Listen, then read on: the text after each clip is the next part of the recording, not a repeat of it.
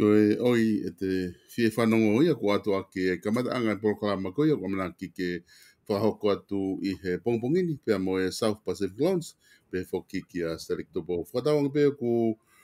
lerei pe mea kotoa pe mea pina pe a ongo lerei atu e polokalama koe ia whahoko atu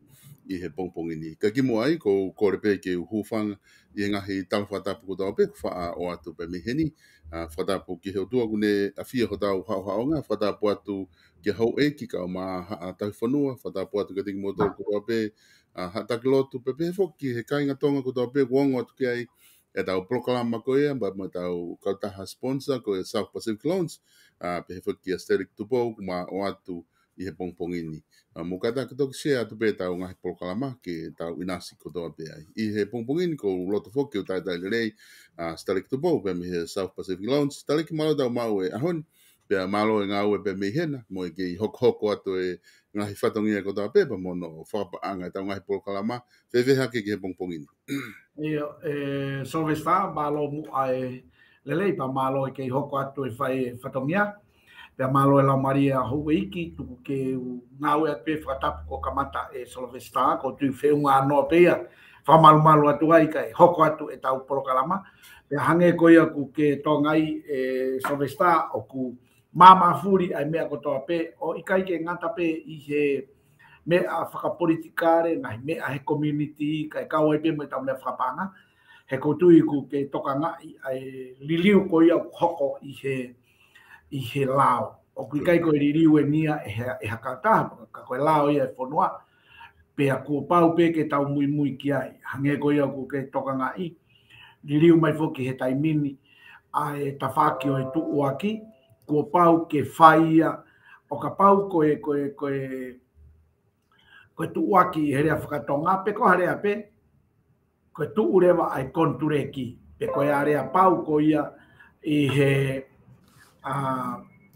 he kontureki ai kau taha pe mo kau no ko pau ke faia I herea o faia ia tu waki o ia I he hoko atu ko ni Solvesta ko taha ia mea ke mea I pe tau kainga ko ririu ia ko ririu ia ai lao e fonua pe ko pau ke tau mui ki ai. Ai ko ko ni ko tanga hitala noa mai hafua e ala fai pe ia o mix ai rea whakat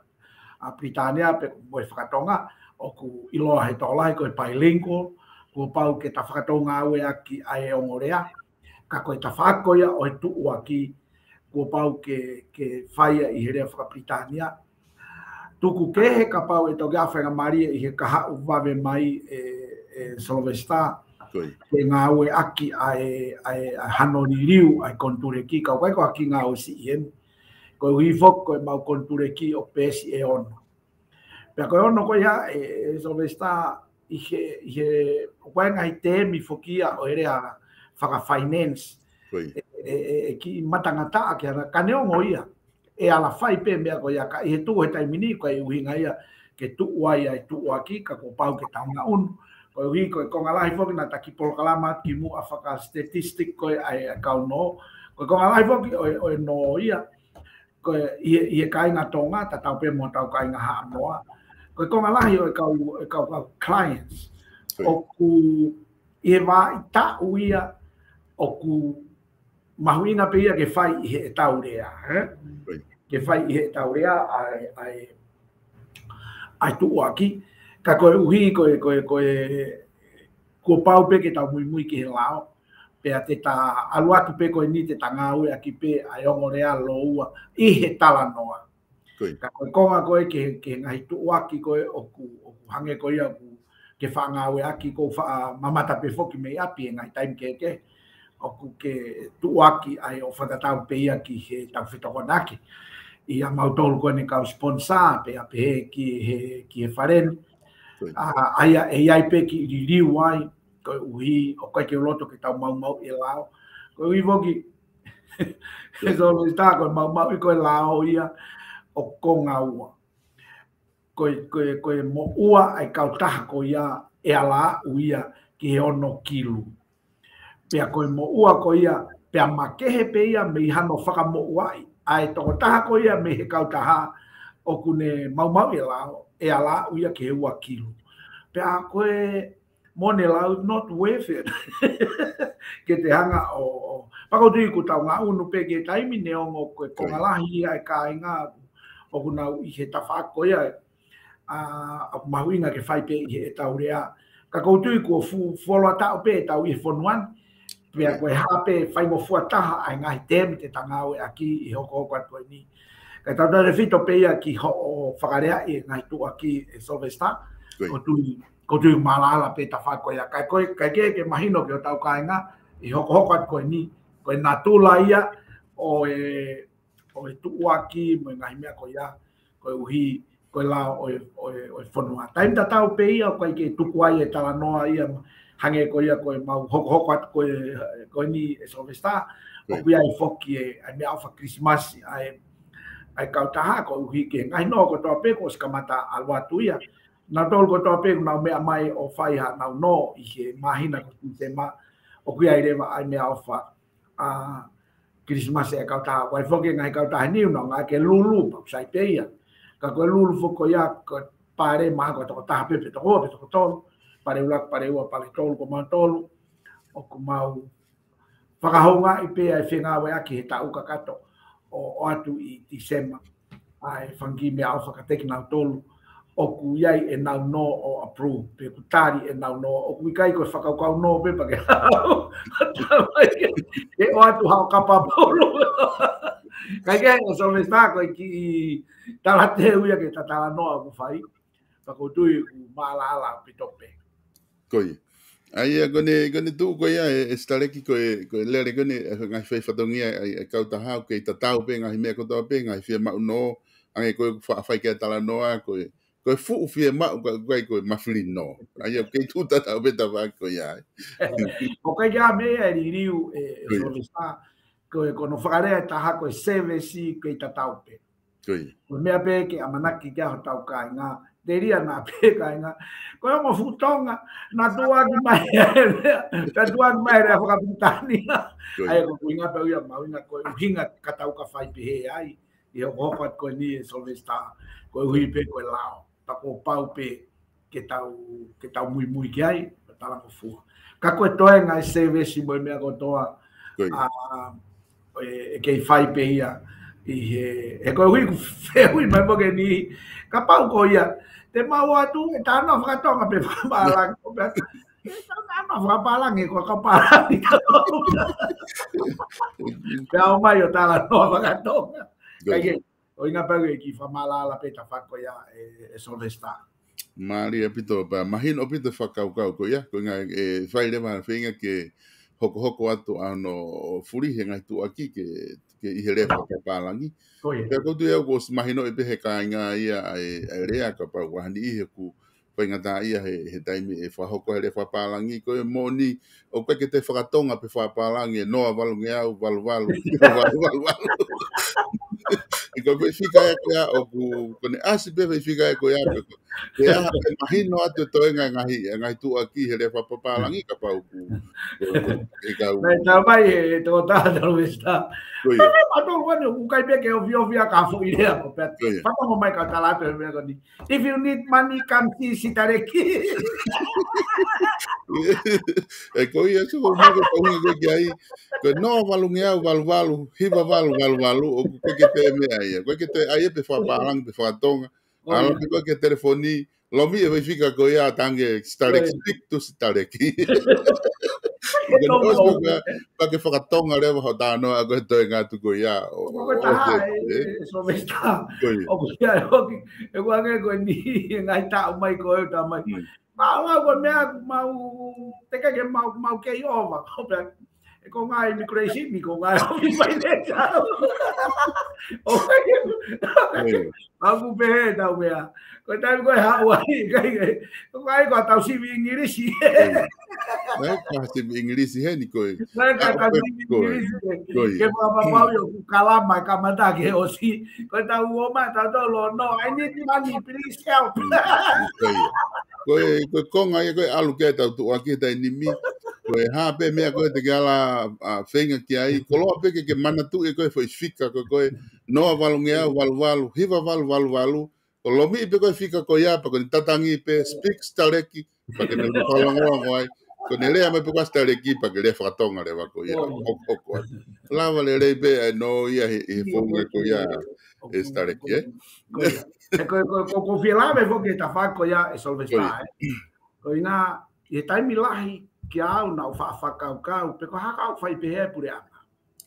Hange o nau tāketi ina e ngahi finance ke whakawhainga ta iai. Ka i whai koe homework ki ai mo no whatotolo i pe whai ki savea. Pako sa pe whakapoto pe ai pure ana. O hange ko ia na ta whatano ke na ke hua mai ke he kamata. O wai mawhiri no. O mawhiri no. He koe hui so vesta koe hui toko lai whake ni i te nau whakaukau o ku ilo whewhe pure anga ai lahi e ngahi no. Koe mea whai mo fua ko hui kusai whake umea whakompiuta. Koe hui ko toko taha ko toa peia o ku no i e ngahi kautaha a whakalao hanko mautolu panke. Moata kautaha pe koe hae lahi e kautaha ko ia ka whakalao o ku nau lahi ngā ua ki rewa ai mea kui koe pipi e sa ala. Ai aku hinga koe mea uresisita koe website ia ai pure anga. O kuresisita ai no ko toa pe. Pakoe ke whakalao ia ke resisita. Ka koe konga lahi ngai finance o ku nau resisita ai. Pakulava re vai he pure anga o tala. Koe hae lahi kakai o ku no i whonuan. Ha whahinga no pe. Pakulava re vai ke tala hange koe ngai mokasi. Pakulava tala o ku lau piriona. Ai mo ua ai kakai i he ngahi mea keke. Kai whakawhewa nā ke atu ia moi panga income. O ku na futo ke he apito. Pea koe mea pene o whenga pure anga ke ki whakapala nisi i ai ongo tawhaki. Koe ki fusi e la o e no ke ki mamawhange ke ki slow down e aki ai no. Kai lava ke tukutuku hifo koe uhi fulahi. Koe uhi e taimi tatau fo koe no pe e totongo. Mai havua ngai uhinga whakateki ni kare ki ai. Kai uhinga e lave pe koe fo ke ni ia kuna wana toria. O hange kai ke lava i mea kuna uita na to tamai. Mea kuto wea whai koe ama. Kau pau fo ke whatalai ke ma ala. Ke mahino. Ka pai whai a ko tau loto. Tau loto ke toko ni e no ko toa pe ia ke lava. Tau loto ke tari e mea ko toa pe. Ka ko hiku ia i rewa. Ai te whakasipinga ke ni e solvesta. I taimi koe na kai ke whakamama whai ai ti ia mo. Ki ai ti pe e taha. Pa whaat pe ke taimi o mai e ni pia whangau e aki pe nau ai ti motua o si whaire pe hen. O ko studu ni ai taimi ni kua pau ko taimi ko tau ke top up. Kua pau pe ke nau hanga e nau toria o whakaha e nau IT lolotonga neon ko IT tatau pe whapapau i o keivelet mai umea pe. Aia ko u firma whakalao ia he kai ke mau te lava matolo kalo me iai. Hange ko e ni. O fufi mau ia tai mini ke whaire to taha ko toa pe a proof of address. Aia kuhinga ia ka inga mo mea mai pa whatulo watu.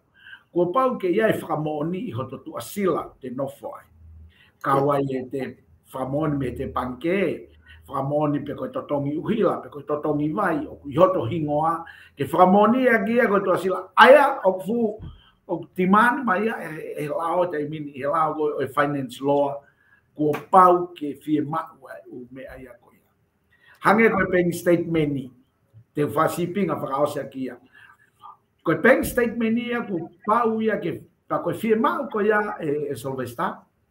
Ko pau ke o mai ai paying statement ni, koe hui wenga I panke ni, unau print mai ai statement ni. Koe foi mea pe ko mai ai koe whakawhika. Koe paanga I fiha ku hu mai ke te akauni, paanga I fiha ku kai ke ilo pe koe hu mei fe, koe aluki fe. O koe tāria e whakamalo ia pito, fie mau a pito ia ke te alu whakafoi transaction, pe koe whakafoi whika ke ilo koe hau mei fe, koe aluki fe. Matui e parparema koe money laundering, pe koe se ave aki. Ai au kai koe tau I pe whai tō kona tapu he taimini, ka kohono toi tau I koe ia mo se ave aki paanga uri I hange koe ni, ka tamau ku ave paanga, ta koe paanga ia me he whai tō kona tapu. Aia ku pau ke ki loloto atu ia ai uhinga pe ku pau rewa ku hanga rewa e pure anga o fusi e ta whaako ia ke whapa pau I ko se niti ko toa pe o ku fe ave aki ia feitu upe o ku mau me he mau anga to ton o ku ikai ke fe ave aki paanga ia whaunga hala. Aia ko ki lawe pe ki ai e Solvesta ko uhi ke uhinga maarie ai loloto atu mo uhinga o ku whai ai e pure angani ai mea ko iapa neongo o ku whai ngata ange ka kua pau peke tau talanga fua. Whatonga e hopo nei tok whai I tonga a mahalo ai no pere mo e hafua nei tuku aki ai koe whiawe ai koe whai ngā whakau kau pehe. Ai o hangarewa he pure anga o fusi ai ta whako ia ke whapa pau I. Koe seniti ko ia koe hau ki ho o akauni me ia hai. Ko ho alu koe e ne ave ki tu a kia hai koe hae uhinga. Aia koe ki mea koe aku wha loto mamahi whakai ni ia tamai nau kau noa. O ku mo'o ni au ngari ngu nau kau noa. Ka koe hui ku ho koe lao ku pau rewa ke tau talango fua ke tau toki ai. Kai ke e Solvesta koe uhinga e ku lawe ki ai ke uhinga maari e ai hange o ku ngari ki taiti ange mo lahi whie mau pau mea I pea tau kau noa. Ko Naomi ko ki he ni ko mea koe fa be mai ni ka nai fa mea pe tai mea koe ko pati tai ni ka ulama re mai ni ke te tala a hono hanga e kakai o mui e whakahoko whatongia tamai ni apa o mai koe nei whai ngofua na koe ta mu ke whai ngata whakawhai ngata ia e mea koe mea patu I kai tau no tope ke whai ngofua ka te tau mui pe ke aia koe kuhinga ulame I he ni ko hi ko polokalama ko ni o papirik pa whanongo ki ai toko taha ko toa pe ko fe tu guge me atu ki ai e ngā ue aki pe e polisi tatau ta mo principal tatau ki hono whai ko ia a hono magai o ngahi no Solvesta mo lahi apito stare ki pe kotu ku mahino apito whakaukau ki he kāinga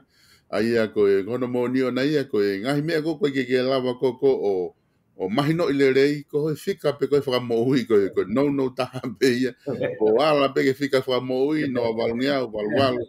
hiva walu lea ka starik tupo tene lava o toko ni atu ke te koe I he tau ngahi poloka te tau foku mai pe starik ki he ke tangahi tu a koe ni he mo whamatala ki whamahino ai tau kautaha no South Pacific Loans Taku wife toko lahi foke kakai ko ni time peko ko talato ko de proklama pe mo Stalik Tupo mo South Pacific Loans o tamahe kakai o pe to kuange ko ta e fusle aki mai ko ki he politikare ko nga nau manako penador ko pe ta foki na tamahe ko nga timi ko na tau I ko I he ka fofonga ko timi foki na le taha ia e ola na tau mau ai ko foi hala taha ko hala pe te vitala mau ko nga nei me amanaki taha kotoa e lava pe te vita pe me a minister pa nga ne fai fatongia pe me eu a pe po foi me le vai taha ko foi whakainga pe a koe Ai ko foi ka pau na ka ke whakainga mahao na me pese te hiwa walu ai ola o whiri ka neongo ia ai foi whakainga ma ki foi hala koe ka nei ke whika ua ki peho ti ko tonu taha ia na lava ke mau i hen i tanga hi polokala ma ka tau te wat fueni tare ki he tau whiri pare mia ko tu pe ko ai ho wakai ki ai ko mahino e pe na ke o se wahao ko mai ke e pare mia pe a po hifto ene toa ko keito e lahi tok whai mea a taha wha ko e aha fitu en tofi aha fitu ai a kone tu ko ia ko keito e lahi pe mea ko toa ke furi pe ngā unu holo ke whai are a ko ha ho wakai dai nim ke tau whiri pare mea sobre esta malo apito ki a ia ko ke te whakamamu ke te mama fa ia pe ko ki he whiri pare mea neongo mahu inga ko i ko timi ko i loto na tau silo pita to ko timi le lei moni ni pe ko si ai pe ka enga hingoa ke pare mea pe o ke tu pe whiri aku ia pohiva ni uhinga pe ko ia na ka ko hinga ko tokanga o ku hiki ai whakakau aku me to e tala noa ki he whiri pare mea he ko uhi pe ko hai pe ai pare mea ia pohiva pe ko sovareni pe ko aisakeeke te naulava pe na to whailerei e whatongia ko mea ko tokanga ki ai e Solvesta ko hai e whakaanga he ko uhi o ko manawasi au pito au ke ta whakoia ko uhi ko timi ko ni mantui ko taimi ko akirisi kia uia e Solvesta ko topu ia he mea ko whakaanga i tonga talu me mea ko whakapolitikare ka ko akirisi he na iai huvanga e whakatapu ka unga kerea maino na no kete ke rea aki e mea pea whakaanga i te whek ha whahinga mea pe usio akirisi pena e sio akirisi o kungari whatutamaki koe whaunga mo e hafua na iku au ke whakamawanga hopo mo ua koe peke unua ene pea koe whatongia to tonu ia o whahai whakaanga ke whakaanga i e mea o kuwhai ke whakapapau i o tariui koe mea tau mea ki ai e koe whaitemi koe taimini o kunau na tula tatau ko toa pena u tolu ia o kui kairewa ke iai hataha ia ko ki foi toko tolu ana mea ko soi vau ia ka saia piukala tana imagino pe ko saia ko tu ia ko saia ia nai alwa ke pe ki he ko na tola politikare ko fe mea ko te ilo mea ko tu ko wingana e pikai ka krisi ko aya ko no monia na ia ka tau ka foki ke ko ta no loloa ka ko ku winga e Solvesta ko hai te le whakaanga i pure anga ke nau tariui mata vai he tau e whaka hoko sai ko sia o si pohiva mo Mississippi ko nai to aloa nau ko ti foi to ko ku ilo to ko o ko ke lau ia pe ka na me e ala fai ke whakaanga ia ke pure anga plakato o angere va ke minista ngou e mo mis whakahau ia da minista mo ui mo sai a piukala ta to e pe a mosa o tala no ai ni fotunga ki toa asi mai na anau patoa ko ve uire va ko hai e hoko ko e kurire o iloto ko tari ki ai hala pe ko tunga fatu tamaki ko toka ngau ki ai ai ko bisio atu ko aku kanau ka fai hala te nau fe pepe aki ko toa pe o tau aki long ko whakatulou ke kau tama i loto he rea ko whai. Ako mama nie ni ko langi pe ke te a mi o ai. Ko mama whaarea ke akirisi he ne campaign ni. Ko natula mama nia o ku natula sio kita. Natula tamonia. Kakai ke toka nga ieni e Solvesta. He ko futau e wha ko futau lolo ai. Ai ako ko sio atu ko ka toka nga buhai pare mia o ko toka nga u ke hoko atu sai ko wi ke mahino e mia o ko toka nga u ki ai o ko tu ile ke mia ko ni o ko mahu enga mi ti a ke hoko ko kurire pa ka paure va te moto atu motoria o kalo pa ko sio de ko na tula fo ke kurire o ia ke ofi to ta ko to api o ha pa ko na tu la ko o ri mo ke ngai kuri ni ko fa atu ko pe mai ma tu aya ko tai mi ko ka lo wa ko ke o ho ka pe mo to ko ana kuri sai pe ya e ko ari fa uri a pe de ka lo wa ko kuri anga re na ma he ni ke kai ke u ya na ko apa e ko algo está o si ki tonga pala ke api pe ko long pe mai pa ko fu pita i kuri ya oh mai mo wa mai ko ke be ko pe o ke pe mai a filo mo tu ai api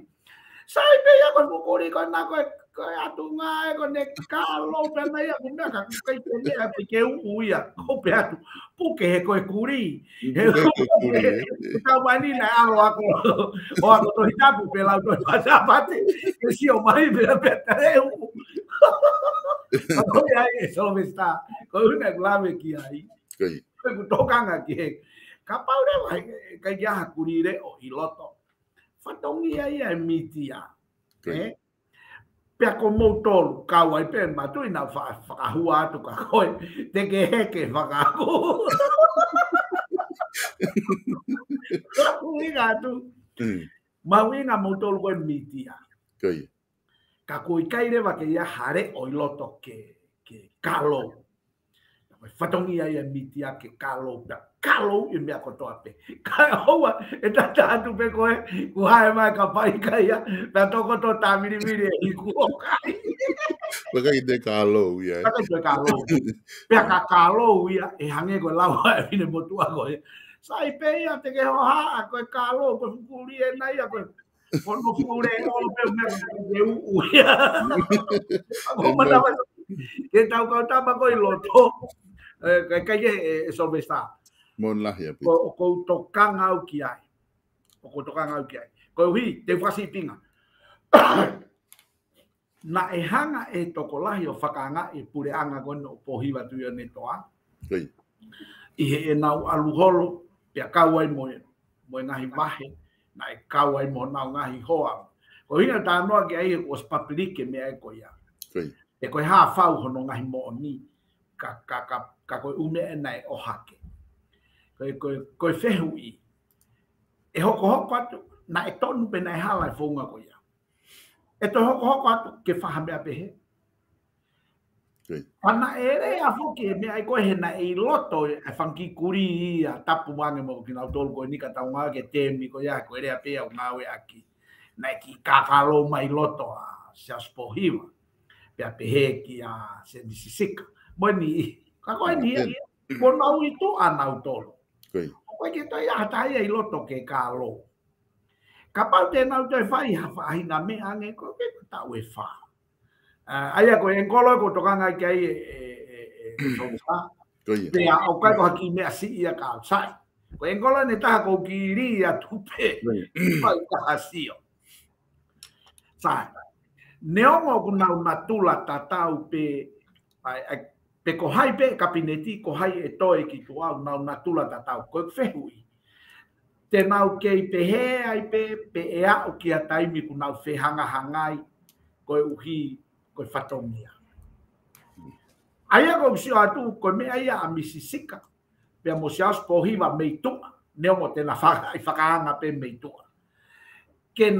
na hanga o kempeini ha nau kauta mai loto ke o mi whakamatala ki tua. E koe naturu ia, kama ia ni ku heke i kai.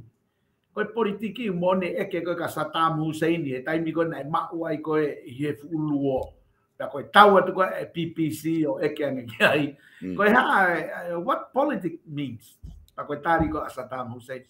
Politic means you say this and you do that. If you do what you say, you make a big mistake. Ai, koe te tu ia koe whamatala koe ia. Ka whakamatala mai a Saddam he reality. Pe koe mo oni o mea koe politiki he ngahi aho. O koe e taurea tonga ki ai koe keherea he hake, moerea he. Ka koe natura, ka koe seo vau e solvestake ni ihi. Ka hange koe ka more nau mo ui a nau toria tamai ku loima. Ko mamani eni. Yo mamani. Mamani koe winga ia e politiki. Koe whamatala e a ia hei kai ke a whai pe. Ke a wha. e nonga, e uha, e laa, e hamiri, e tofu. Koe nā tōla ia e mea, pakapau ke pe ko ia te tau tofu pe tau tōlu. Tau tōlu ke roto ngana whako i langi. Kai ke ko kuhinga kuia e Solvesta. Te tau ua tau ke mea ko ia. Koe poini ko tokanki ai, o tau aluatu ia whainga tau whakawharearea. Whakatu tāma ke au pito. Mahalo te ke pehe, koe hae whainga viu na o pou i e kau tāma koe heanga e whiri o tō ki loto. Ka kono mo ni oku i kai ke iai ha whakaanga rerei oku i loto. Tau whanonga tau he tuunga whakatu uta maki au pito. I he mawhai mo e paanga. Koe hanga ia e uviu koe taimini. Koe ke te whutokanga au pe koe pare mia e Solvesta. O whutokanga au ke whanonga kou tau whai taimini. Oku i he tuunga whatu uta maki au pito. Mon lahi apito, e staleki pekotu i koe poini le rei ni o kuke o mai o whakatala noa ki ai e whiaku me kau whai whakanga. Ai a ku tauanga maheni whoki o ku whai whakanga i he taimi kou whaalahi whai e whahoko e whakanga e patoa. Ai a taimi kou nau pureanga i whahoko le wai he kau tau ataina. Ko ni tuku whakatai ni mihange kou kuke tāno kai ka toko tolu pe whoki e patoa ku i loto. Na e whakarea e kalaf moala he mapolo kalama ko e toko tolu week pato. Ai ko hangea ko vai lasi ko na alu ki tonga ko baby virus of week apito e virus. Ka ku na e whakarea kalaf pehe ko week pato e toko tolu. Ai ku malava pe ke na alta o taina, malava pe ke na pato pete, malava pe ke na kau pika whainga mea pe. Ai kone tu urewa ko ia, ko toko taha whaa pe whoki stareki o ku kabineti. Tako taha ua pe. Toko taha ua pe o kabineti, ka wai e paremia. Ma toko ni paremia. Ai koe hongo fulu o mai o whakakato o na timi o mauwhi taha ua. Ai pa ko toe ngā rewa koe o e whare area ku o totonu rewa ke nau wha i whakaanga. Ai ko tau siot koe ki ai ka pau ko toko taha whaa e huu koni koko o mau ai koe whi kabineti. Pe toe ngare vai e toko taha ua i he kau whare area. Pe ko ni tu rewa ko ia ko toko taha ua rewa ko ia o totong ke nau whai ko koe whakaanga o ka pau te nau lawa o whakahoko le rei ai whakaanga. Pe ka pau rewa ko hange ko tala noa to i toko taha wha ko alu ke whao o ke pureanga. Pea toe ngā ia unau te mapelu at pe manau tolu ia o milimili holo he i toko taha whāko mo teu i holo pe nau tolu nau kau tu whakataha pe nau tolu e pe fu whakatu tā maki rewa ke kia whai whakaanga koe miti ia pe whai ke whakawhalalaha nge koe kuke talanoa. Koe taha whake e Solvesta i ta whako ia ka pau te tau ai ke merino koe mo i taha no whanere whanua. Neongo koe negativi ai ai kai koe ke iai ha check and balance. Ke whawa paui. Koe mea whakau whātou wholofola kai tu i. Lau e koni stu tone. Kone whai atu pe longa, ke whataka e tō wholofola koe tamatu i. Mo uo lau e kau koni stu tone. Ne koe tuponga whai ai he, koe kai ke alu e koni stu tone. Ka koe tu tokanga e ta whako ia o pehen. O ka paure ma kone tu e taimini, o pehen e whakau kau. Koe foi tau pehe koe foi toko taha ua ai kabineti. Pea ngāwe ake he pare mia whiri pe ko haipe. Ai foi whakau kau koe. Teu ngāwe ake minista, tau pehe ange koe minista lao. Ka pau e minista lao abria milatu. Pea koe tama koe o kuteka associatia. Tene lava rewa o puke kotoa mai ki nau tolu. Pea nau ngāwe whakataha. Aia kono winga ka paurewa koe foi tuunga minista o ku tahaua. E associate kotoa mai ka tama koe. Tahaua mo tahaua koe o ua wha. Pake seke ki toenga koe ku teka koe foi toko ua pe. Aia e lava rewa. E osi ange te nau whakahoko whatongia kotoa pe. Matu ku lava ia i New Zealand. Minista mo ui pia toi associate atu ki he. Toko ni minista atu ki he. He ilo ke mea whakawahe ngā. Ka koutui, koe whaunga koe te ne lama o puke e nau meri nomo e nau taha. Ka koe paro pare mai a koe te nau whihanga hangai mo ia. Ka ko hai e ka loui e taimi whai hala. Aia ko hono mo oni te nau tauaki e toki rea pe hatama ka kai ke lahi e ki mea e oange o hange ke ha ngai monu ia mo ngai tapuaki whakangā u e whakapaanga mo hafua ka sio ata kui kai la mai ki tua ke ilo me tua ai u mea ko hoko ai ko so atu ko mata vai pe ia ai fainga whakaukau ko ia ka kia te au smart money ai move ko ai kau no pere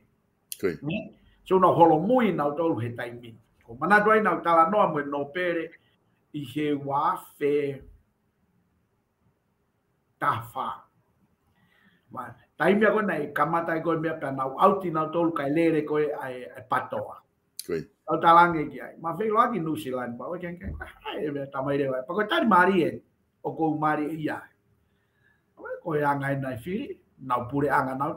tolu ko ni ko fo yo pe kiloto ha me te mawala lava kwa ke na whakarere aia ko so atureva kone tu ia ko he taimini pa ko filau ko kakai tau kakai na lava o filau e pa whakalongolongo i ki na tu la ke fo ke me ko taimini pa ke te lava ta ia whakalongolongo ko keke to ta ko to apepa ki ta ka palpare ka ko yanga ia e ku helo ke anga ho bakai ka ko yanga ni ko ku sio aku ko puranga fatu tamaki e ni taun ki ai ai ko ne tu fo ke ta ni mi e stareki ko ko tu ko puranga ta ni mi ka pau te tau bakai ki ai mange ko ke tala mai ku ka ki te fu maho inga ia i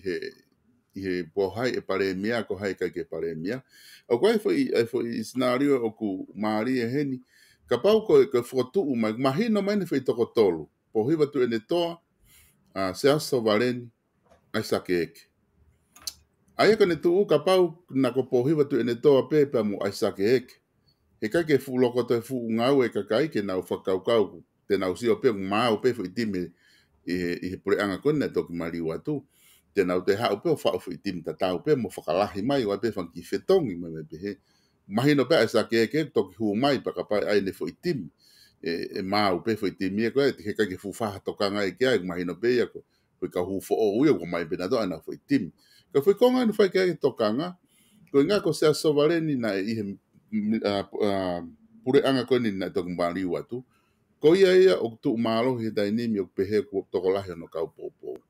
pe ku ha ore mo ka minista ia i pure anga ko ia o hange ku na tu na to i ta fa ko ia ko foi konga i ko fai ke ho ha ka kai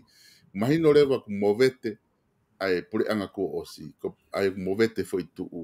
aku ko tu pena ke vakai hifo estare ki he tu na be u me ku na fa mai social media ka ha vakai ke tu unga ko ia i ne tu o tolu pe te movete foi pure anga ko osi ko na tu la pe ia politiki ko ia pe ke te a uia o ko ke me pango pe ku pe ni nai ha mo ka ke te au na tu lai politiki o pau pe ia ke katau mateu te pe ki ai he ko na tu lai ia o politikare pe te tau ita pe he nai heke tau pe heke so vareni mo ha na mata pe mo pohima ko me go uhinga ko ke tu ko ia pohima i he uhinga e whakarere i pe mahalo ai ngahi lakanga ka te nau kei folau i pe fo i ka veinga nai os potu pe ia ai ka paure vai hu ma so vareni e kehe a ka veinga folau i a so vareni pe ia e u me e u tene pure anga ia me ia pe ka ke whakanga ia ui a koe ni palani ngā ue a tamako ia ka koe taimi pe koe pare pare mia ia so vareni tene whakaha mai rewa e ne palani ngā ue pa koutu ia ke ia mo pohima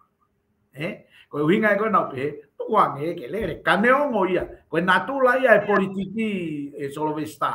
e riu tau beta to ko natula politikare ko hai ko e mea ko mea pango ka kia te au ka pai fai lau foi tutui na ton ke nau taha pe ka fai ta ka ko uhi ko natula politiki pe he pe ia e ko ngata anga ia te mokalati pe he fo ke ni ka ke sogi ka pa te tau to ki foki mai ke ta fa ko ia ko fe ai e ivi e kakai. ai ko mea e pure I pe e pure I he kakai I kai o ku ngata pe ai kakai mo naure o he taimi firi ko to ko ki loto hafonua pe no silan te ke si o ke tau aki kai la go fai ne u mea ngata pe la wea kakai tu ko loto fare area area ke he ko tu ko me tatau pe ia moena ko tau no vo pe tau lo tari ko hape ai tu kunga ku ia hi pe tau muy ai ka kia te au ko ke tu pe ia pohiva I he uhinga pe ko na ku alu na ku o atu pe o ko tui te nau taha pe kia fa e taha I he wika hau Koi, Mari. O ko tui te nau taha pe kia fa e taha I he wika hau aia ko tui ko o ko tui o ki vai ai tafaki ai sake ko e tafake a ngoua ko e mahino a hono poupou I ka kia te au ko o wha mai pe e lava ke nau whakataha ki a whaha I pe e taha he ko hono mo oni mana tui ko ne tolu ko o kuoriang he ka tu whakataha ai hou e ki o kawia mo ki whaha I kou toko si iange ko ne o si Mona. tau pe he ko ki pati ko e taimini mana tui ko o whatatau ke whika o mai ko toko si taha ai kau poupou ko ki a eke. Koi. Ka o ka pau e mare e whakataha ke toko hiva ko e ai hou e ki o nau poupou ki a eke. O ne o si ia. He ko ui ko natula ia e structure ko atonga ko whai ko ai hou e ki they always the kingmaker o ka pau te nau ngā unu whakataha. Ko ui ko ne toi tolu ko e ni ai atau pe toko tahataha ko pe toko hongo fulu a sovereign pe a hoka tu ai mo ki toko lahi ki a pohima pe ki toko si hi fa ka o ka pau e o ka kato fo hima e ho e ki a eke ko no pure anga ia na to pe ko fe hui reva ka pau e aluha ke a eke o pure anga ko e kautama kotoa na e poupou ki a sovereign tene to o me ia hataha ke ko hui ko me ia ko te tau sio atu e natula pe to la ko na fili ke ka ko na ku heke ko politiki e ko hanga o atu io mai ho inga tale ki ka tu hanga o atu e fui lai ta kage aia ko hinga foki he tafa ko ia he ka paure ma tau pe he tau toria o siange ngari whaka ulu mai e kau poupou o sovereign mo kau poupou o pohima kai aluhake a eke ia iha ngā unu kotoa ai hou e ki a kau mo eke ko nau pure anga pea ko fehu I rewa e ala ngawe e ala to mai e eke he ko hui nau toko si nau toria ke fomu apu tuku ke ka pau e minista kotoa e kau hou e aia ko tau sa tu rewa e kau rewa ia he pure anga e fu vai au pito o ka pau e fai aki peke ki pati ko na nau tu whakataha ko hui ku tangata le rei yang e pehe tai mini a nau tolu ko soivo ko herisi o ko tu tangata le rei au pito a nau tolu ko poupou ki a sovereign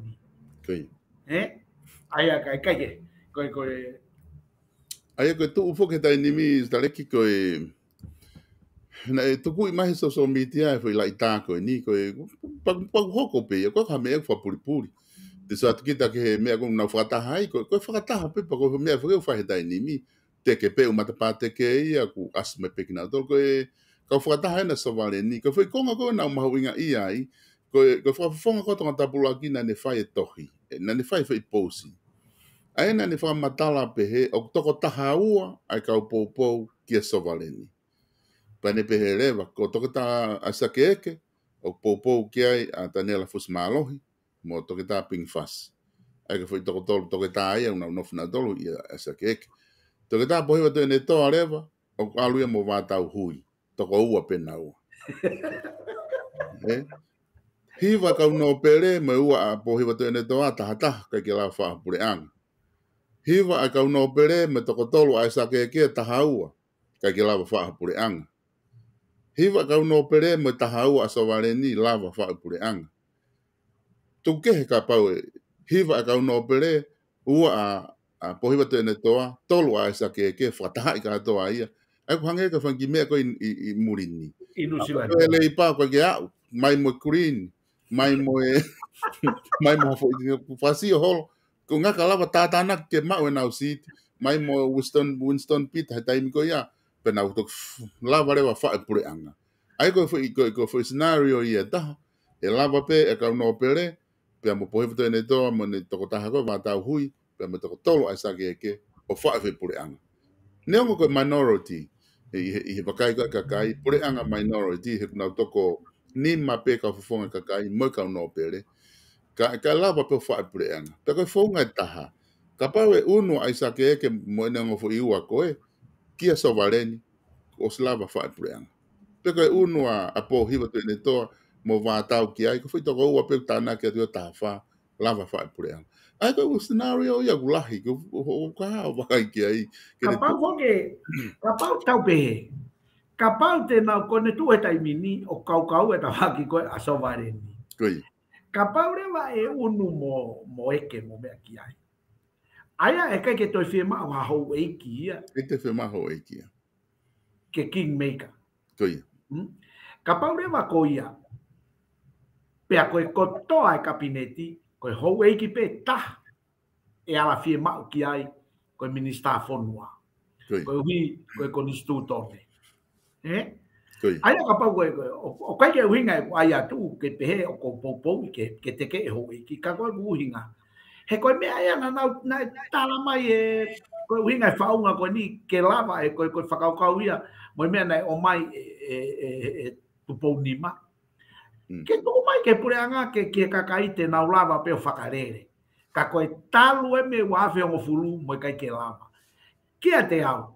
me ni ke lava ke na to whakataha o area whakataha ke na fomo apo a hen ke mahino e lava e lava me na mo koi ke ia tupo ma tuku mai ke a fo taimi whakalere ko toa e kakai ai fonua tuku kehepe ai minister fonua ko hiko ko instituto vai buinga lava lerei ko kapau te na unu atu o fai e me ako ia ka ko hinga ia e pe atu ko ane nai yang ko wi ke kaha u ko tuite na taha pe ke fa para ma ko taha e so está o ko sio atu ko ki ai ia u pe te sio New Zealand ko me ko New Zealand ni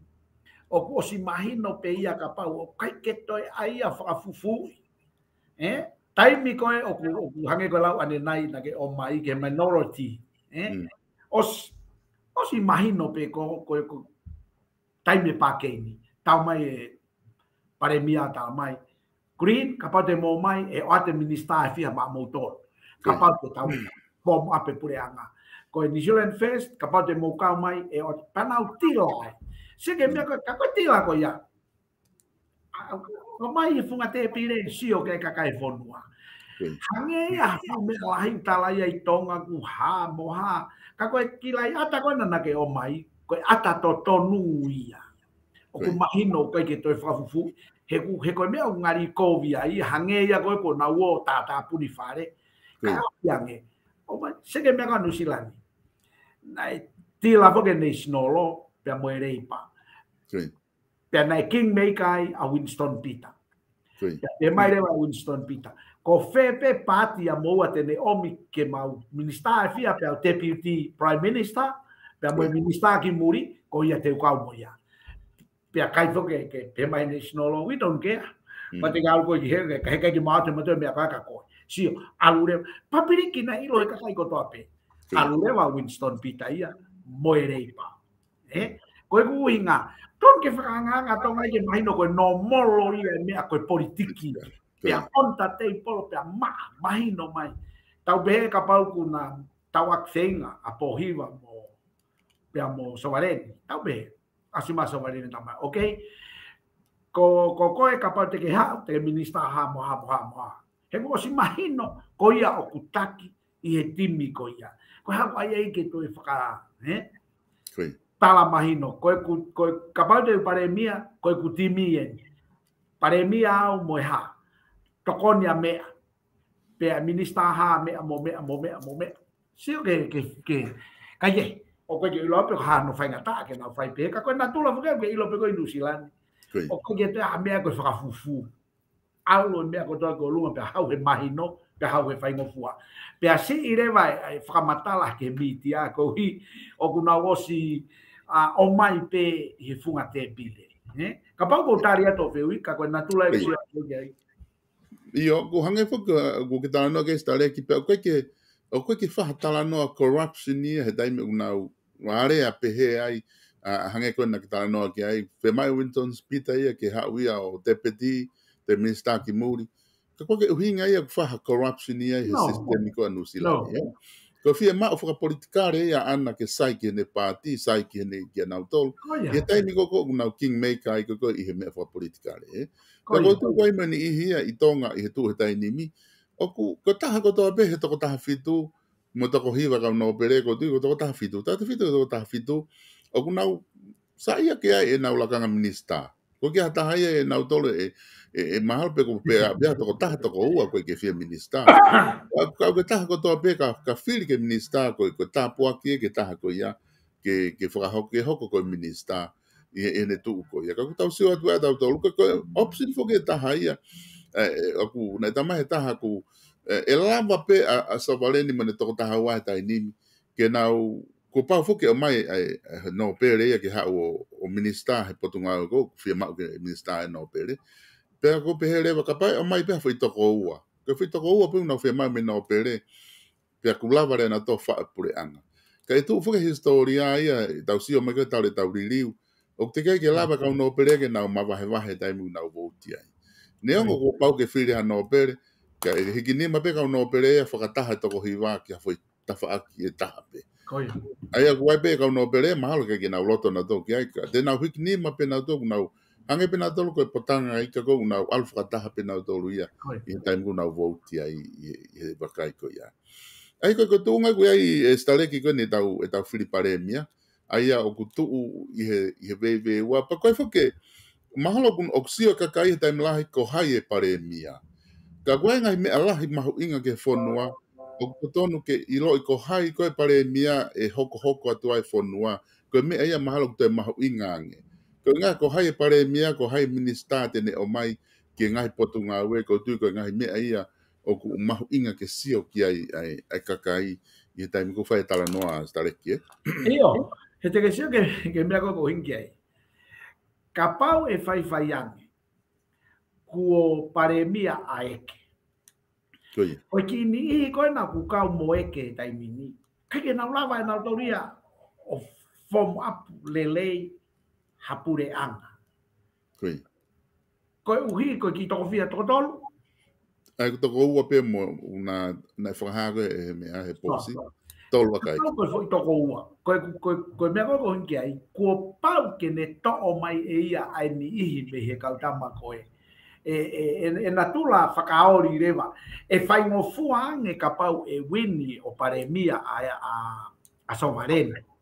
he koe foi namba koe o kune mau whatatau ke lai atana ke o mai o te siatu pe kita ki ai mo ki timi koe na ta ai atu koe hui ke atu koe o si roto koto ai kau minista ai Aya ko satu ke tafaki ko na kia Sovareni o kia ya fami puri mai ata asaya piukala ko ye me muy ko hai io ko tu pe kia na e to ko ua na pe na ke na lava ngi fataha ai mahalo ke ko tu ko sa piukala ta potot kiko ko ye ta pot ke matau aya ko uhinga aya ko minista mo uia pia ka paureva minista ko rivong talamai o ku kau ki he pou a misfahau ka ku kai ke kau mai ta ka paureva aya ko u te fito I lakanga fa minista o si ma uia te pire ko na utasio ke he taimi ko ia pia ko foi timire rei au pitoia sa ka paureva na ma uma to lai ata ita o timi ko aeke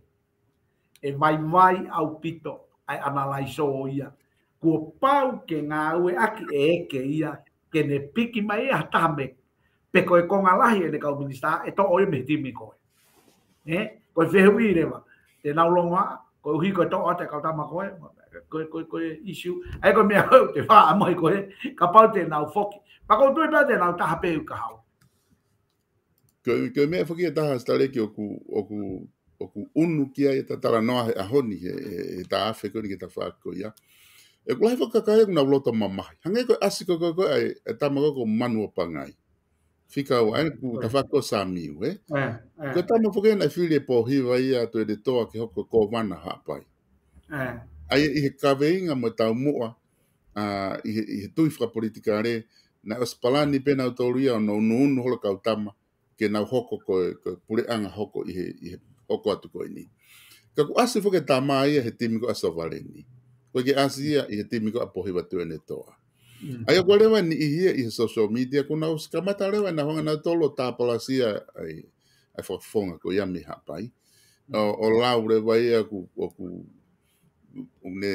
ka ke honga mo hata tokai ka ko foka me fa family ni ke behe ku te mawa kita ke te popo ko to ta o ke te po te hina pe de algo kita tu mai me ta fa ko pe lawe ka kai ko me ko ki to popo wai ko to ko wa ko me fa politikare ni ko ton ke kamata ke ta unga unu ke fa mahino ko ya ko nga unu fa politikare ko ni ku pa pe ke hoko ia ene ko pa ka minista ene po hiwa na fonu ko ne ta fa ka so vale ni ai o kwai pe ngai uhinga pe he ki hele rei fra luku fua ko poine taha estare ko loto ke o ate mana tu i ke foto fuka pare mia ko pau ke foto e to taha po e to ua i fare area ka ke ma o fika ko ia e ke te grava ko foto pare mia e ke te tu ke pita foto kita ke te pare mia pe ka ho to hingoa ko pau ke foto e to taha po e to ua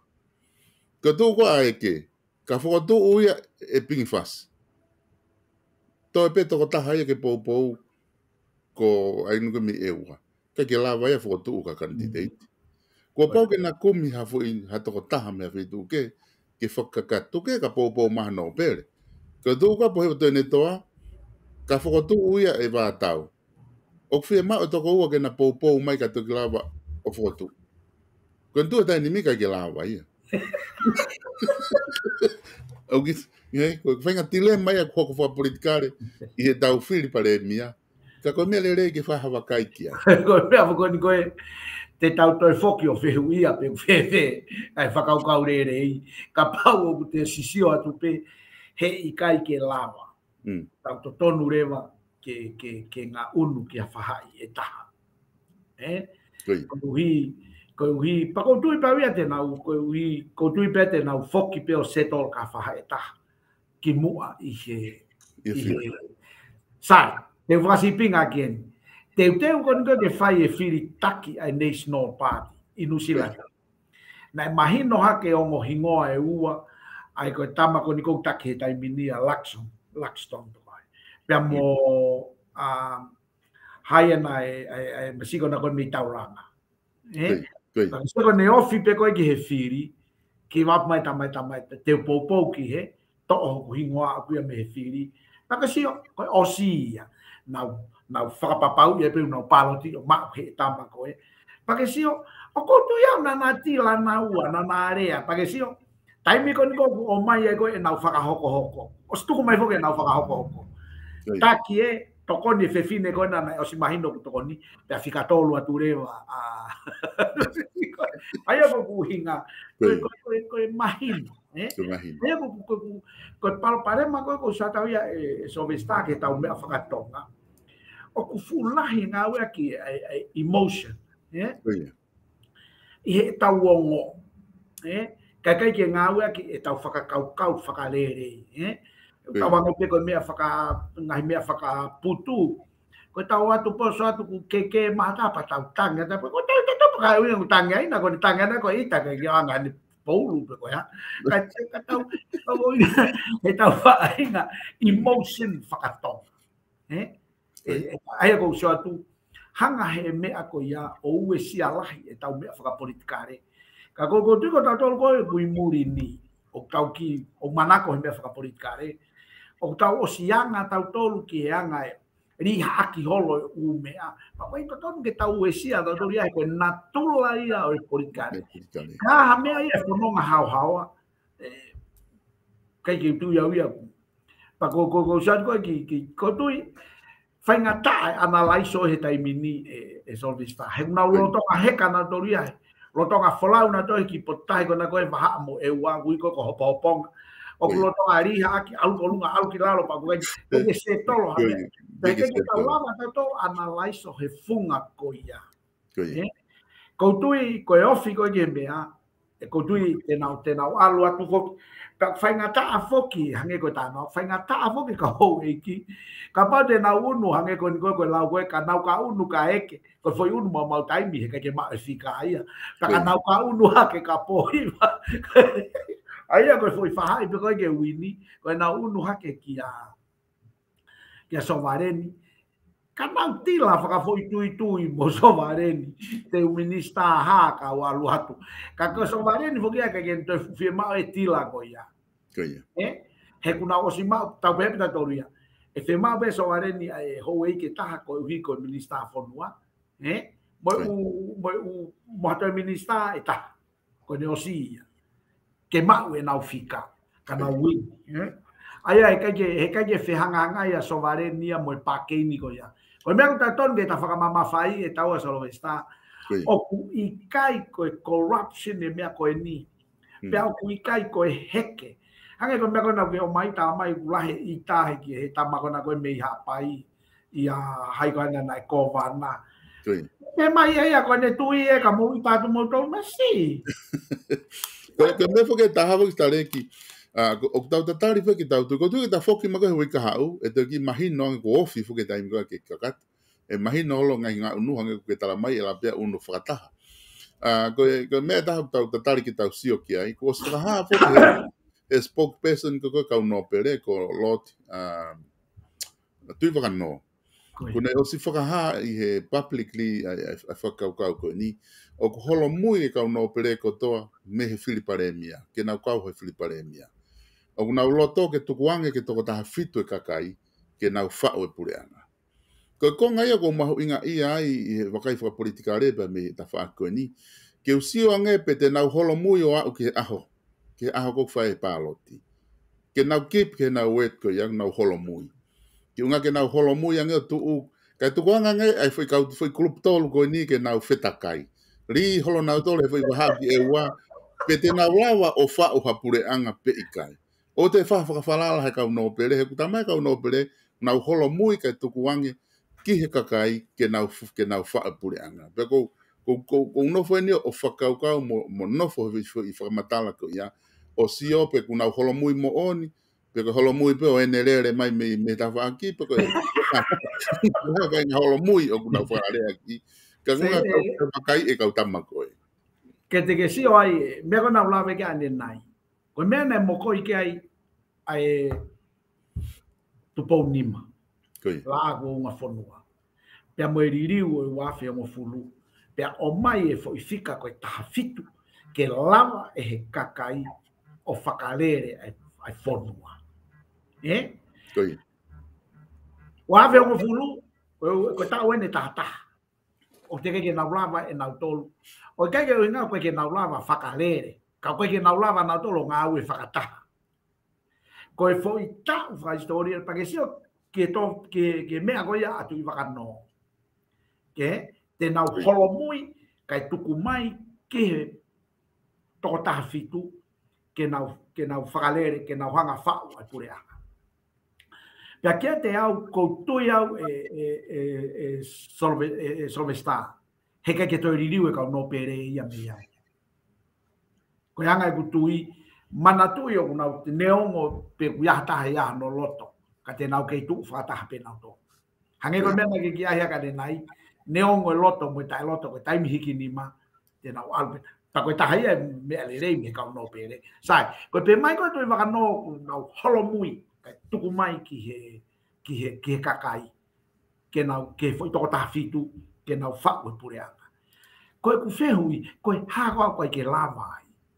kono uina ko mau e mea kotoa. Ko ke pe ni he anga e loto mo e afu. ka kia te au ka pau ko ka minister fo ke to ta haua Koi taha ai ko kakai fo i to taha pe ai ko hou e ki ko wi ko fatongia ko na o tutuni he konstituto ko uhinga he ko na po spe mai pe ka hou e ki mo fotutu e pureanga ko uhinga lava le pa ko tu ko ta fa historia en kapate na lava o unu he wiki ka hau o taha pe ki ata fa ke ta pe a ko ke fukao e po po man tu ko to la fo na po po ko i ka sovareni ko vi ko fili to la ta ha ya ka ke tu ya ya fu kwa fu hinga re ia ko vi he na kai ko fili fa lu fu ke hange ko anga pa he ni ko paneo na tata no ke fu to ko wa fe val fa ko ka he kai ke o mai e fo i fu ia ko ya ke nga we aki he ko va henga pe ia ko ya ka ko winga ku ton kapate na tu fa ta ha he ko taha ia me afaka fia ka te tau to foki pe ke palo pare ma koena tata no ga dai ka ko hai ko e fai fakanga ko hai e kai la e hawa ai ka paure ba kai ke tu faka taha bitia ke tala ki loto ke nau ke we moni ai na campaign e ki motua mau ke o ke fai tangata aki me ewa ko ne campaign ia ko tai mi ko na kau kahu ki whare area, ko uhinga ko ai ke ave iau ki loto kainga mo whiri au, ke tala ki o lunga, ko lailai a lalo he ngā ue a loto. Ke foi popo ki to tonu ena to tonu ke ave ia stari. Pa ko ne ke penia, mo ave au ki whare area, ke tala ki o lunga, ko lailai a lalo he ngā ue a loto. Ko ki motua me. Uma ko ki motua pai. Moni estare ko ki fe hu heni ko mai he taha ko ni. Ko nga ko ne hanga o mai whakau ko e fe rewa kau tamana na mui holo he campaign e paremia ya po he le toa. Na pe he ko paremia ke te hoko atu whakakato ne palani na osi fotu tu ki ai ko kau tama fuke ni una nga unu ka hanga foko na ke tala no ki ai ko nga hi move ko ni ko nga me fa politikare pa ko pau pe ke ko ya heke ko ya corruption ni ai ko nga un fa politikare pe ka isiu ya ka au ka isiu ya ko uhinga beata ko ka isiu he ko ke ya me ai tonga ko whakapati whakalao ko ya ke hai ki nau tolu i he MOU ke ko me gona ta polo kala mai ki mua pa pe atu ka koe fehui na e fefe e nau MOU na e ai ha me ake ne hai ki nau tolu pa mai no nia i kai ai a kono mo ni ko hinga pe teria na pe ko ha winga ko ka me ake ne hai ki nau tolu pa ka pa ko ka me hai o ko ka me mau pa nau ata pe na toria o ko ke sai e fala hinga ni ko heke tu ya ke me ko heke ko me ko ata mai le ka te ala te pe sio ko me ko la vea nga unu o ma sai ne ke nga o ke foi rea ko ya ko nga o ke ta máquina que la vea la manga o posia tu i PS ko Facebook e só está ane afi na ko pe atu o ku i kai ha me a faka politikare ko heke ka ko takita unu ko no kau nga hui ke tai e ko to ene faka kau me tala noa ko ni ko ki he hui momoa ko na onu ko pa pe hepe ne ongo e ha mo ya takta onu ki he me o kutui ki ai he ko wi ko ya halao ke ni ha ki na tolu o ko ya palo parema pa na ta wa ta na pe na tolu ko ni ai ko he ka pa na ai ha me pe he ki ha ki na tolu MOU te na wala ka ko na tolu pe ko kia te au ia hange pe ko tata no issue ko ia ko pa parema ko fa o si pe ko nga ku ko te taimi ko sven ko tuan ko ke hoko ate no ka kaina na fiutari ko tu ko ni to o mai fo ke to ta ko ka foi ka ku ne to o mai fa ka ko ni ko ngai palani ko to ben ala bla ko ngai palani ben ko ngai foto tu ben na fa la e tama ensinia ko ne tu ko ne me a ko na fa e fa ata candidate para mia wa o ke ahoni o ku ke vakai ke ha fa hinga foto ngai ai tama ensinia wa ku asi mai han fainga foto nga han nga we ai pe ku o si ko tu ko ni alu hau pe te Filipare mia ko ni o kai ke tu ia oku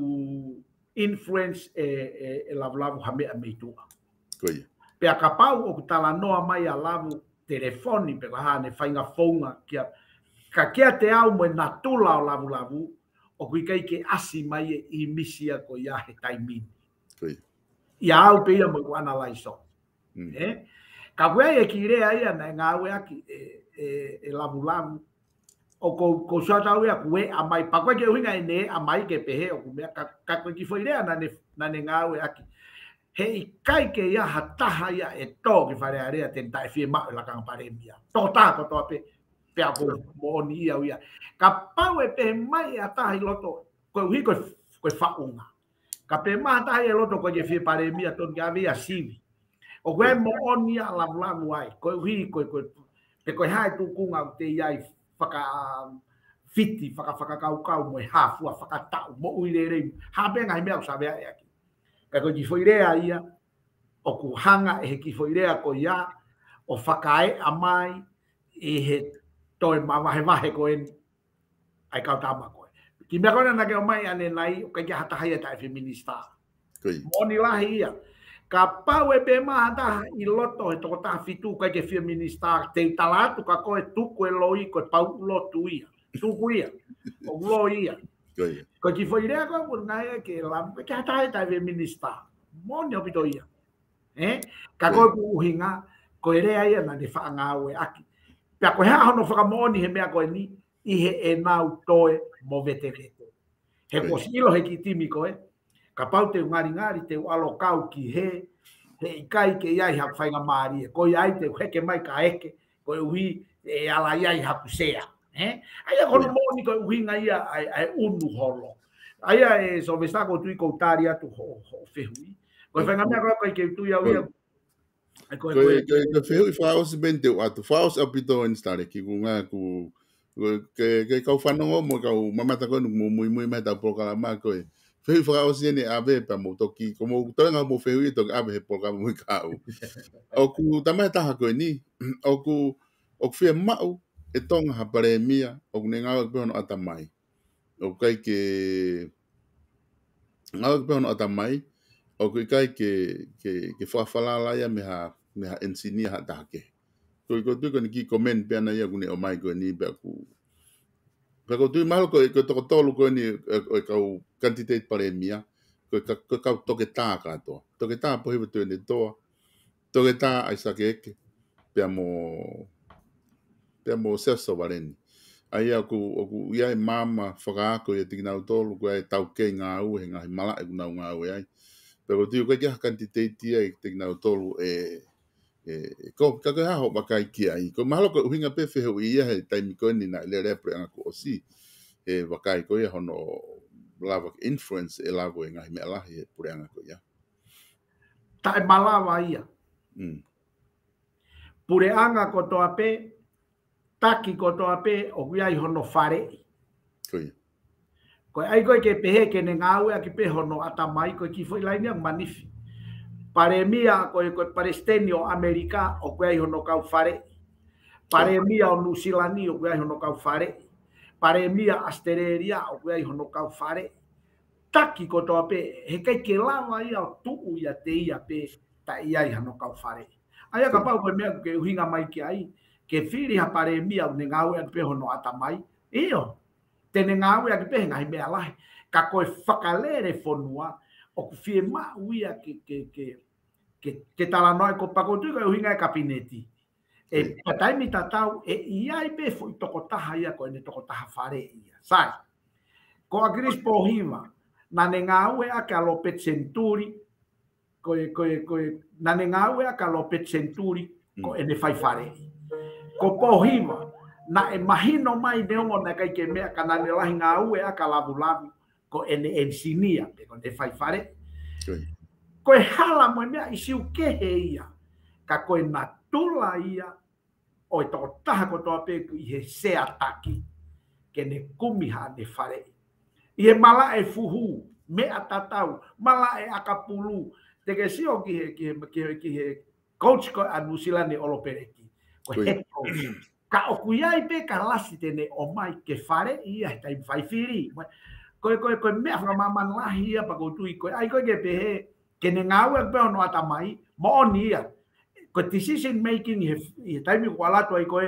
o ke ai umea pa ko tai mia o ku mahino ai pare mia o ku ki maheni ange mosio ke te au kapana ko whakaukau o pe ke pare mia hataha ko osi i he pure anga taulahi he ngai le volo pa ko tu iau ki ai he ko tu ko mata vai vai ia taimina alaka a krisio pare mia na kai hange ko tama ko ke alo CEO ala ko ha he ngai lakanga pe ane ilo ai fonga whakalere ai pure anga inside out ai aku ne o silava pe a sio atu me he mui me akoe ke he mui me akoe o ilo pa fai mo fuare va in the decision making ko me akoe ke kai ko tu ko taria tu pe au pe ke au ya ese está o ko issue ya ke pe ke fili ke ne he kai ke lava pa kai ke tu ya ko pare mia re ia he kapau te ne fai aki pe ne whakaukau ke le mea mui mai i mui ai ko tikitato ke whakaukau na pari pe toi kovia me ia hataha pare mia he kai ke ne toi tari hataha moani whakaukau e alo atu le mai he tikitato pe toi fu whakatu tamaki a me ai au maminga ke tama pare mia ai pe ko hai pe pare mia ia hane fare pe ki fanong ko wi mana tu la kanga ka peta to vito ke ta wei fakatonga wei lo pe hala ka malo me mai ko to atu ka ko de tu ai ne ta vai ta ia ko foi la ta que no ai ta ri solo está o ka ke tu ia ko pare mia le leia he ka ke ne to mama pito tare ke tari pa ko tu i te ta ko mahino pito ngai ta fa politikare ko nu ta afeki ai ku tamai fo ke hasi e tu que ta faalo ka ke me fa politikare ka ta no ma be me fa banga ko tama ko ia ko tama ko hasi na fa ko ke hawen ko hui o guai pe ki loki a hen an ko programa ta ata pe ko ka pa mo hare ta ko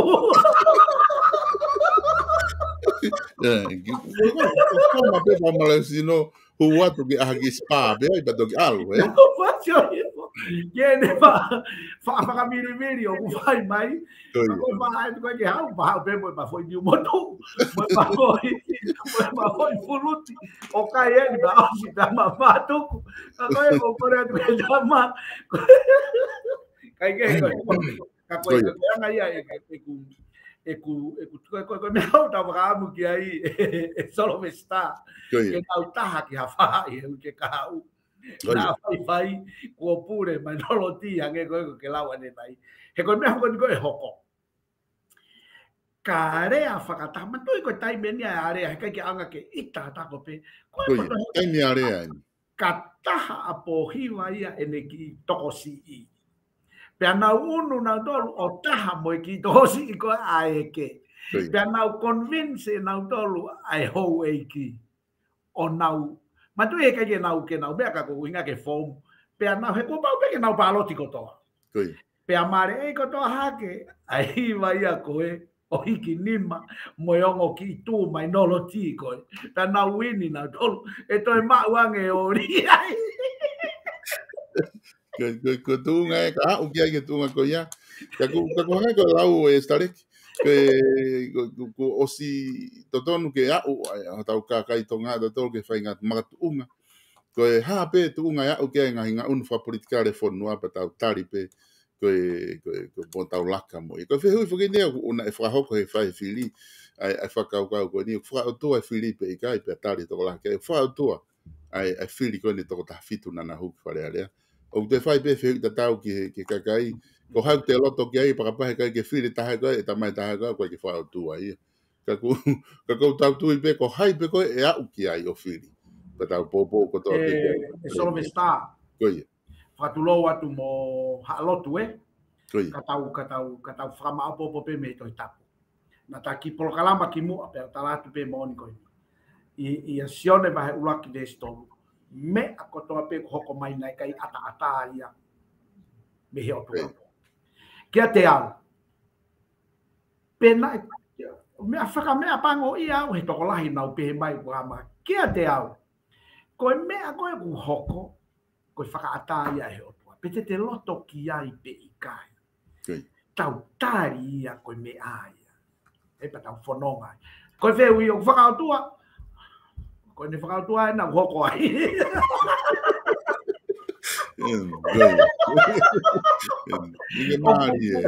Sai, koe whehu i. Mana tui o koe ke hu kotoa e kutimi aku. Ka koe whehu i o whakautua. Iyo, neongo koe ke kau kotoa ka kai nā ku whiri. Ka whakautua, iyo. He koe whakatāia he o tua. Seke nou. Ka pau nei o siang e whiri e Solovesta. Ko e kutoko ua pe toko tahana e hu ki loto. Pea whai mai te hui koe nā ka austarek. O whakautua, utari ke Solovesta. Iyo. Ko mea no fa ko hoku loto e mo whakau ka ko mea whatahe o tua. Seke nou. Ia i he e tau tāria, tau unu mai o ngā ue kataha mo nau tolu ke nou. Kai tuko e whakai loloa whakaila. Koe, te tata whoku ma pehu i ka hau. Mahala pea pe ki whainga Māria e te tata ki awhi pe ki tau Whiriparemia. Ka koe South Pacific Loans ki ta whaose aki. Pata toki mawa he auni. Malo apito Solvesta. Ko tau ofi atueni ko lau e kaupala ni the Christmas is around the corner. Not far away. If you need financial help, you're welcome. Ko tau talano ako gen ko tala mai he lao ko pau ke tau ai whakapalang ka ko atu ke kau whalao ko siana tonga au nei whaere iau tonga pete rea whakatonga ko ia mo whima no mo hamo ke South Pacific lao pea ko e whika telefoni no a walu ngea walu hiwa walu 0800 88 98 88 ko ho o ngoi pe ke tola lo whakapanga o ku ke firma o ha top up ko ho foi tau fa be ko ho mo paila hange ni hata mago ku mere mo ko ki mai ai na go siria tu pe ko tau fa pe piki hake ki ai no malu la mai e ko na go soivo e so vesta ko ta magana ko monia tarema pe o ku kai ke to interest fa more atu total ko nota interesi ko he vani ko kai ne nota interesi ko ka ko pango he ko nota interesi ko he vani ko te lava tai bi mamani pa te hono ngaki he vani kai te ka ki ta no kai ko whakaua pe ka ko e kainga ho mo me amai ki he tau polo kalamani ko hanga ia e tau no pe o hange pe ta fata no ke Solvesta pau pe ke tangawe ke bilingual lo ai ngorea for those people that watching our program our viewers our listeners for those that you don't see us but you can hear our program you're welcome. South Pacific Loans, we got 2 offices, one in Manukau and one in Mount Wellington. 0800 number, still one number, 0800 88 98 88. I always say easy to remember, hard to forget. And if you need financial help for Christmas or any other need, we are here to help. So, o tui Solvesta ko tau hanga ia o whaka no i ko tau hanga whaka no i e tala mai he lao ke whai whakapalangi e tau tuaki if you need money come and see me straight very simple no na sige no ia mamahino ai tau to hela no whakakau pe whakatonga i ve whakapalangi i ai ko ni ai lao if you need money come and see sitaneki Mon lah ya pito. So simple, eh? For those that you think is hard to understand the English, listen. If you need money, South Pacific Loans is here to help you. 0800 88 98 88. Koi faina tuaki makaremato. Alwatu pakapau ke dia bien. O koe fu mango. Afe mai ai. Koe fu ngafe koe hau me siri via. Si o ake tawagi o kuia e fu mango. Pake tuake. Pake afe mai ai. O si o aka tonu mai ki mua kuai fu hingo ai ko South Pacific Lounge. Pake ilo rewa koe mau kautai. Mona he pito. Oia se me está ko mawinga porque ta mo wi fia. Lai porque ngai tu aki peheni patoki ai o hange ko me so me está ko me useta por kalama ta fia ka ko la vea ta lo to fare ku ia ka o una mate pehe kata motari me ko ia ka me motari ka reo que la Ora que Oscar Cato é programa com nível motoki. Fa ko le mo no. Oia. Malo bito le stareki. Solvesta ko tunga ia tau iai fai pe tau whakahua ka koe hoko atu koe te fito ai tuku aki hange koe aku ke whakahoko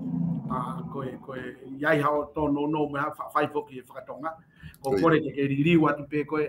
ta whako ia he kai ke toe ai atu ririu i peia e koe i ho whakahoko ta prokalama ko ta prokalama pe koe ni te ta ngau ke mix ka koe hui koe tala noa whaka paanga pe mo mea ka koe te fito e tu aki ko pau pe ke tau comply pa mo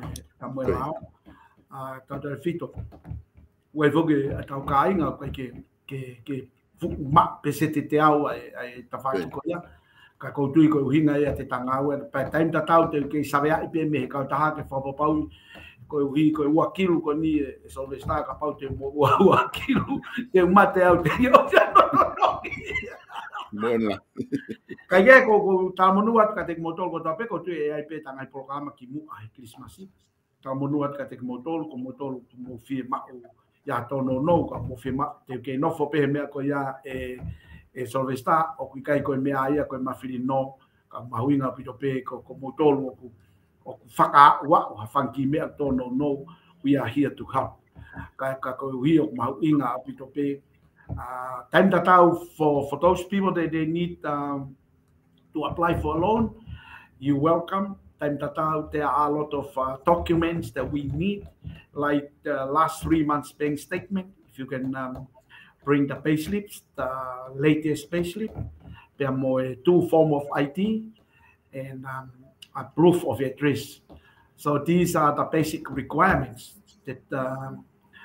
we need. O kui kai koe mea ni Solvesta, it's a need. Hui koe lao. Pa ko tal monuat ka te motol ko tope. Mo fie iai hafangi whaka wa o ko ata au pitope ai ongo ofisi. Pa tau fito ka motol ko ia mo fie mea mai ke tau whelonga ki mo motuani. O ko i he maa ko ia i South Pacific Lounge i Manuel Ngatoni. Ko ia Solvesta ko tui o ku malala pe tau tawaki. Motol ko na ko mo fa ngari ita e ma fa prokalama fa politiki tuko ita io kai ke ka lere ia ka ko ita mani na ke fu ita mani ko ke ita mai ke ha o fu mo hai apa te ke ha o fu mo hasi Mai sayang ia mai sayang ia kai ke ku pe ai tal monuat ka te motol te tal toksio ki hoko atu Solvesta ka te ya me ke tokan ki ai ka ko famalo atu he fainga mari pa tuke tatau atu he ka tau toki te longo aki e prokalama hoko no valmiao valval hivaval valval ko tau fika ia malo pito selecto po o fatu ke tiko pe mo ngawe ka ta toki filongo aki wika hau io malo pito ka inga ko lava ia tau prokalama ko ia pe mo South Pacific Loans selecto po pe mo South Pacific Loans whatama pena e ongolere te prokalama ke te motol ki apina hangi ko ia kuma labi ai i he kautaha koe ni ko South Pacific Loans. Thank you so much South Pacific Loans, who the main sponsorship of our program here. If you need any financial support, as Sitaleki said, don't forget 0800 88 98 88. Call South Pacific Loans. And they will help you. Malo pito e kainga, homo me ke tau proklama i honi, whatama pena e ongole ke te mo tolu apina, tau ki whilongo aki, i he taim ti tatao pe wika hau, te mate whahoko te pe mo Stelik Tupo, ai polokalama ko ia ma ai South Pacific Loans ka mo mea.